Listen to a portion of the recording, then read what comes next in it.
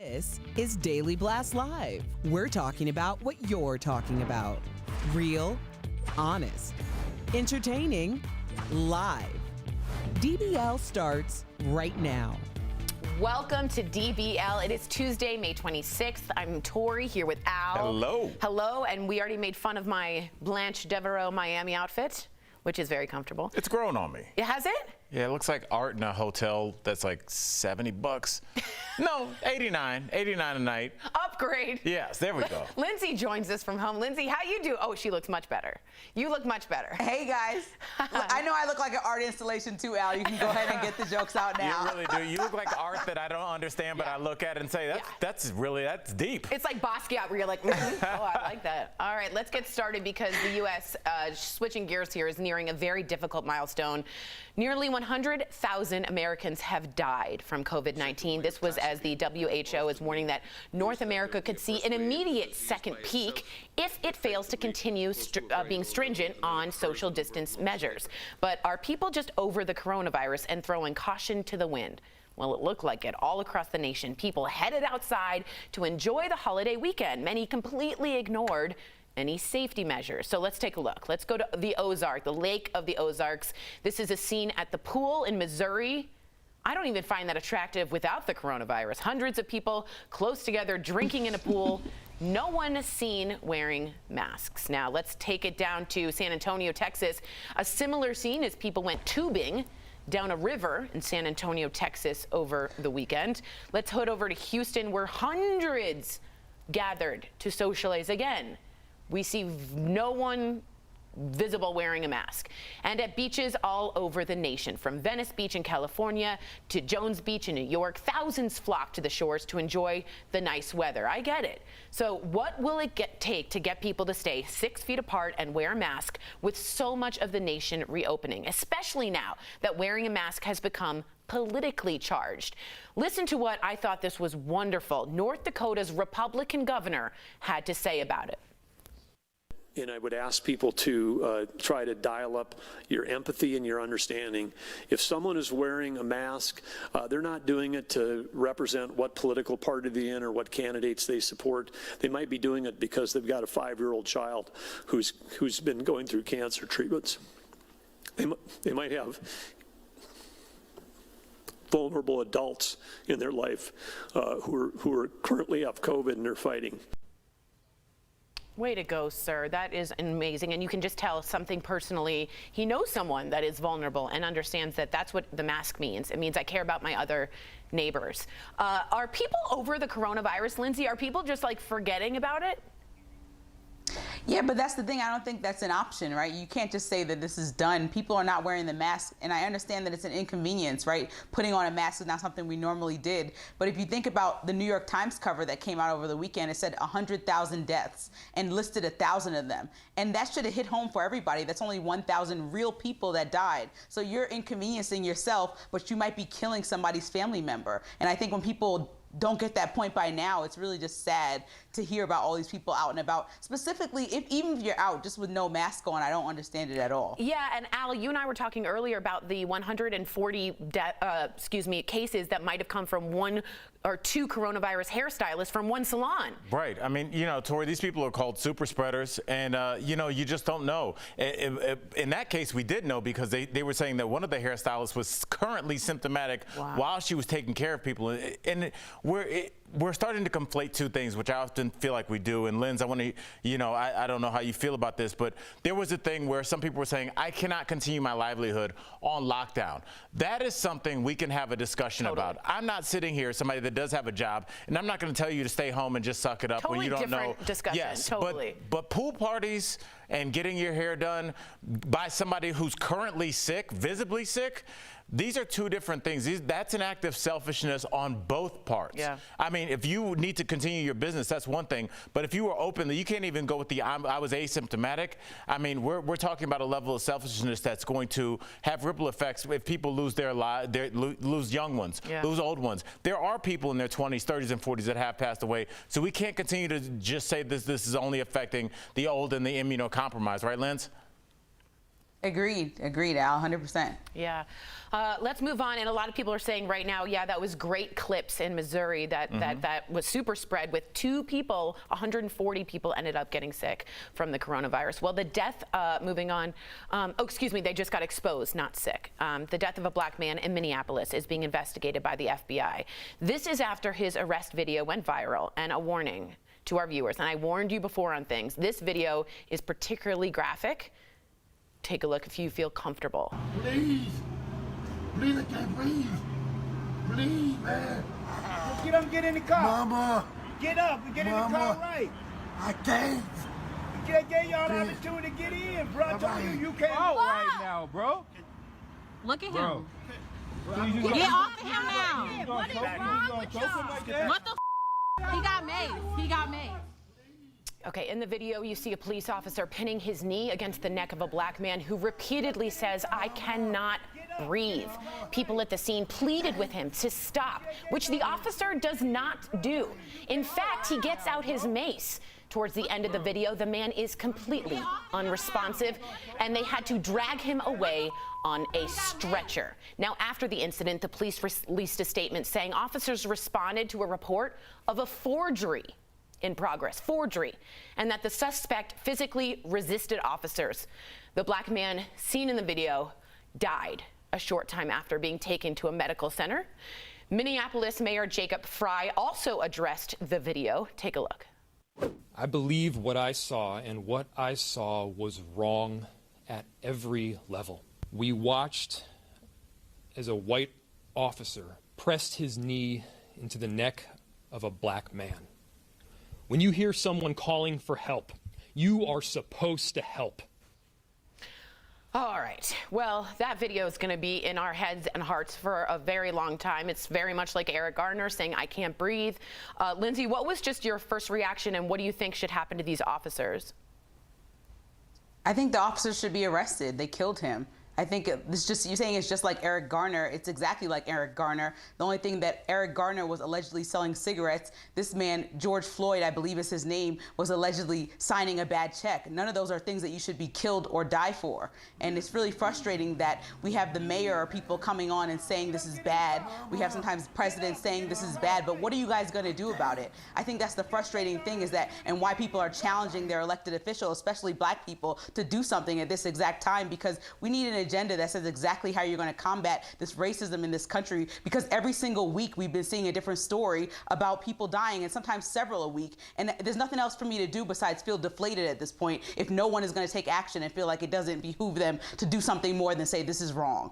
I totally understand you. At some point you say, is being black a death sentence in this country? A lot of people are saying Ahmaud Arbery. Now we're seeing this gentleman. Al, your reaction to this, are you also just numb?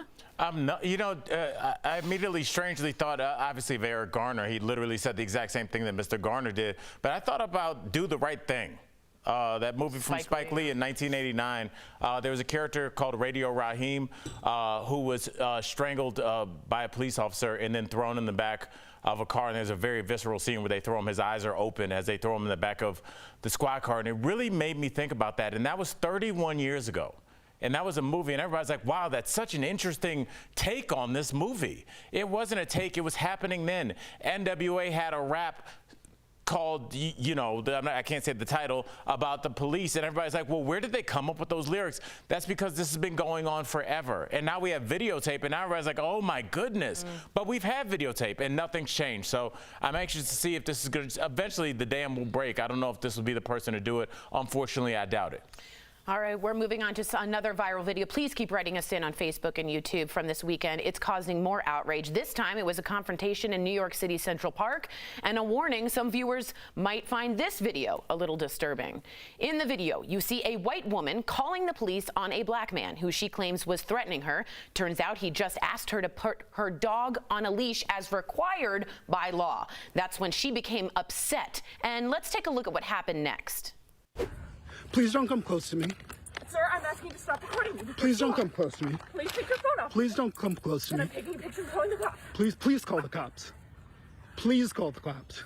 I'm going to tell them there's an African-American man threatening my life. Please tell them whatever you like. I'm being threatened by a man in the ramble. Please send the cops immediately. This is such BS. The woman many are calling Central Park Karen is actually named Amy Cooper. I'll be proud to name her. She has since apologized to the man named Christian Cooper. They are not related.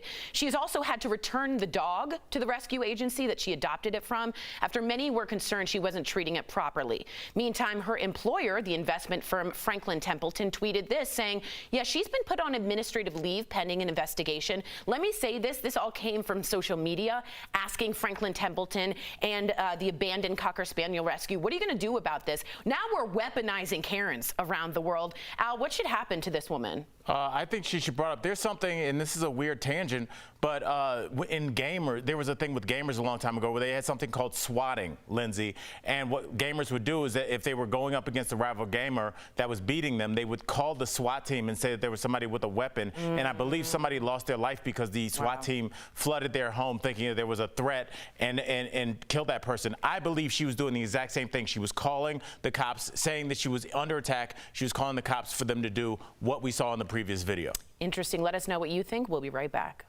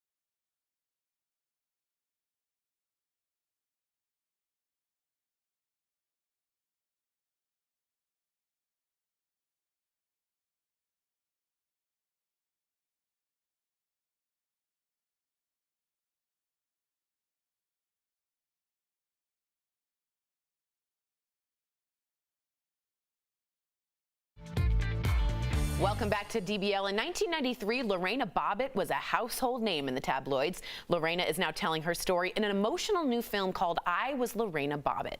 Earlier, I sat down with Lorena and Danny Montalvo, who played her in the film, in today's DBL Spotlight. Lorena Gallo and Danny Montalvo, welcome to DBL. Lorena, back in the 90s, your name was everywhere and it was not always complimentary. So I wanted to start this interview asking you, what inspired you to tell your story now? Is it to set the record straight? There's not much has been changed since 30 years ago, almost 30 years ago, when my case resonated all around the world, basically. So to me, it's very important for people to hear my story again, and basically to set the record straight. This is something that it was more concern of domestic violence, not about my ex-husband being cut off his, like, you know, the tabloids were talking. Right. I think that the media missed a lot of a big window of opportunity by telling the domestic violence side of it, because that's exactly what it was. It is a story of domestic violence and sexual assault. John Bobbitt evaded any charges, right? So what do you have to say about this incredible double standard that's coming from me? I think that is very important that people know what happened, what truly happened, and through my lens, through the lens of domestic violence, and to show what really happened. Everybody makes mistakes, baby. It wasn't me, it was the alcohol. Then maybe you should stop drinking. Danny, while you were developing this character, which must have been so multifaceted for you, did you speak to John Bobbitt at all, or did you just sort of concentrate on speaking with Lorena? Yeah, at no point did I ever speak to John Bobbitt. It was all just focused on Lorena and her story and the way she wanted to tell it, and basically everything she felt through, you know, her life of abuse. I think I wanted to focus only on what she wanted to share. That's fair. I want to ask you too, Danny, what do you think Lorena's story would look like if Me Too were around back in 1993? Because the culture has changed, am I right? Yeah, absolutely. I think if the Me Too era were back then and, you know, her story came out, I think we would be in a much, much different place today, because I think she would have sparked the whole movement herself, you know, something so grand and so isolated, you know, an isolated incident like that. I think it would have started something huge. I completely agree with you. Lorena, this is a question I've always wanted to ask you. You were somewhat bullied in a lot of ways, and people can have their own opinions about it. But we see a lot of women that were bullied in the press over and over and over again. And a lot of that is relatable to our viewers, right? A lot of us were bullied or are bullied in smaller scales. How did you deal with that and come out on the other end of that as an advocate and a survivor? You know, a lot of things have changed, and people form their own opinions, and people are always going to be opinionated and judgmental of others. But hey, I wanted to tell my story from the very beginning, and that's what I took the stand. I wanted people to hear from me, and I had the chance to do that since the very beginning when I was put on stand on my trial. Wow. A different angle from the whole look of it. That is what DBL is all about. I can't wait to see I Was Lorena Bobbitt. Both of you, thank you. I know you've been through a lot and it was difficult, but I have to imagine that coming out the other side is a little bit brighter today in this environment. I really appreciate the activism that you are spreading. I really do. Thanks so much, guys. We'll be right back.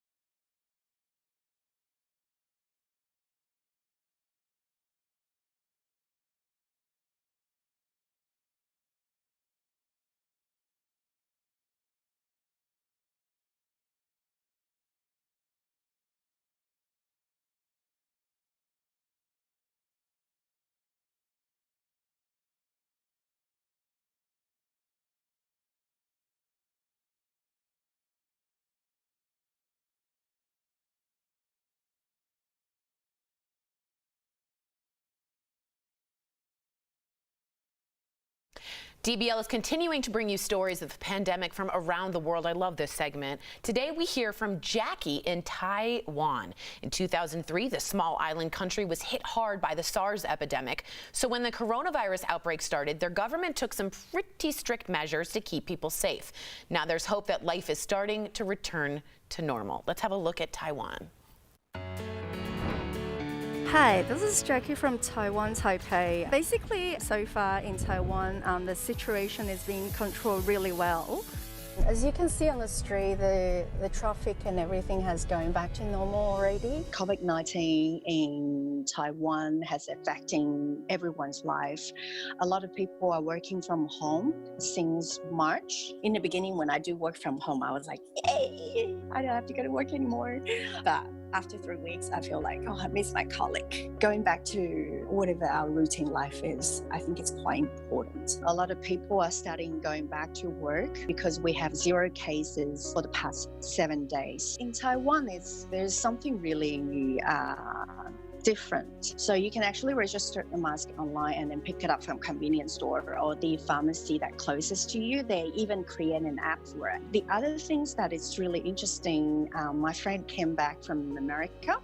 The government actually requesting a self-isolation. They have using the smartphone and then to lock in your IP address so they can be able to track if you're at home or you're not running anywhere. They're using the social media very smartly. Now, during the isolating, the government actually providing to these people's monies as well, and also a special package, a little goodie bag that's got a short supplies for you. When you left the airport, you have to take a specific transport to your house. Your family member, if they are actually picking you up from the airport, they will need to also to do self-quarantine for 14 days as well, because you guys are contaminated in the car. And then there will also be a person who actually contact you every day on daily basis and make sure your temperature is okay and make sure you are safe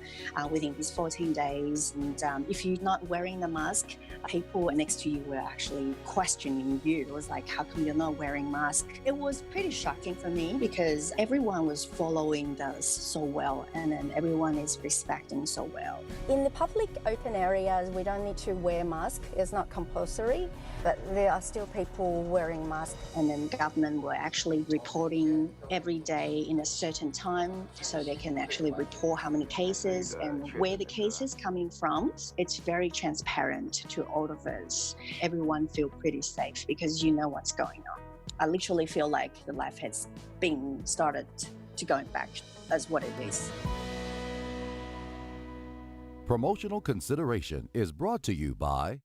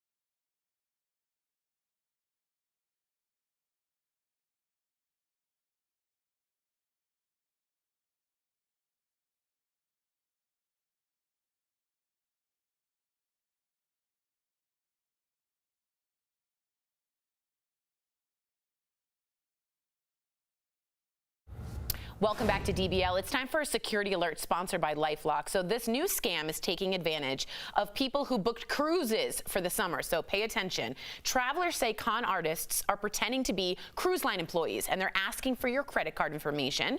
It's either by phone or by email, and they're claiming they want to give you credit for a future trip. Do not fall for this. Look at that cute little couple. It's a scam. If a cruise line needs to refund your money, they will not ask for your credit card information, since it would already be on file. Another word of caution, do not put your upcoming trip on social media. It only makes you an easier target. So to protect yourself from fraud, call LifeLock at 1-800-495-8730. Always good to hear from LifeLock. But Al, people all over are writing us saying how much Karens, they love Karens. One person said, Karen taught me how to swim. We love Karens. Again, I don't think we should call her Central Park Karen. She's Amy Cooper. I'm going to say it loud and clear. She deserves to be called by name. Right. And if you're concerned with the Karen, if that's what you took from this story, yeah, right. I think you have other things that you need to be dealing with, or maybe that's your concern. I'm not concerned with calling her Karen. Her name is Amy Cooper, and I don't want us to get derailed by having the conversation about our Karens being discriminated against. Right. You know, let's be honest about what this is. This is a woman that was weaponizing the police, as she's been shown throughout social media and the world around her, that it's okay to call the cops and say, and lie on a black man, hoping that he'll be injured in the process. Absolutely. Well, DBL is new every day. We'll see you same time, same place tomorrow. Don't care about you, Karen.